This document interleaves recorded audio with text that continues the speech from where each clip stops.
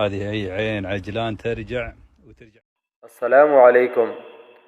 قیامت کی نشانی یا اللہ کی رحمت۔ مدینہ منورہ کے قریب نصف صدی سے خشک پڑے تاریخی چشمے پھر سے پھوٹ پڑے۔ یہ چشمے ینبع النخل کے نام سے جانے جاتے تھے، جن کی تعداد تقریباً 250 کے قریب تھی، مگر تاریخی حوالے سے یہ چشمے اسلام سے بہت ہی پرانے ہیں اور قدیم ہے، بلکہ کئی مورخین کے حوالوں سے یہ ثابت ہے کہ وہ لکھتے ہیں کہ یہ چشمے حضرت سلیمان علیہ السلام کی بادشاہت میں ان کے ماتحت اور ان کے تابع جو جن ان کی لشکر میں ہوتے تھے، یہ ان سے کھدوائے گئے تھے، جبکہ اسلام کے بعد تو ان چشموں کے استعمال اور ان کی تاریخ واضح ہے۔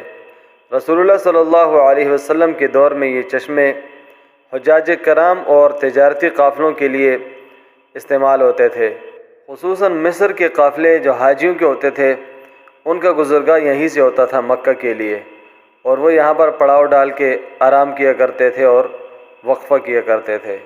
ان چشموں میں سے ایک چشمہ جو قریہ کے نام سے مشہور ہے، اس کا پانی تقریباً نصف صدی کے بعد پھر سے لوٹ آیا ہے، جس کی وجہ سے اس کے ارد گرد سبزہ پھر سے اگنے لگا اور علاقہ سرسبز اور شاداب ہونے لگ گیا، اور لوگوں نے حسب سابق بڑے پیمانے پہ کھیتی باڑی شروع کر دی۔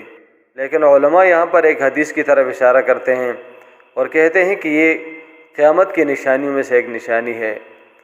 رسول اللہ صلی اللہ علیہ وسلم نے فرمایا کہ لا تقوم الساعة حتى تعود الارض العرب مروجا وانہارا، کہ رسول اللہ نے فرمایا صلی اللہ علیہ وسلم کہ قیامت اس وقت تک قائم نہیں ہوگی کہ جب تک عرب کی زمین پھر سے نہروں اور کھیتی باڑیوں کی طرف نہ لوٹے۔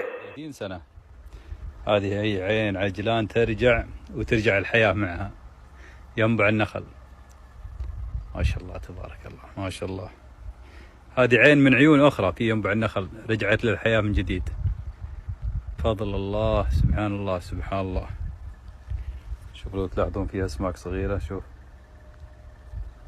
ما شاء الله، والموية تمشي.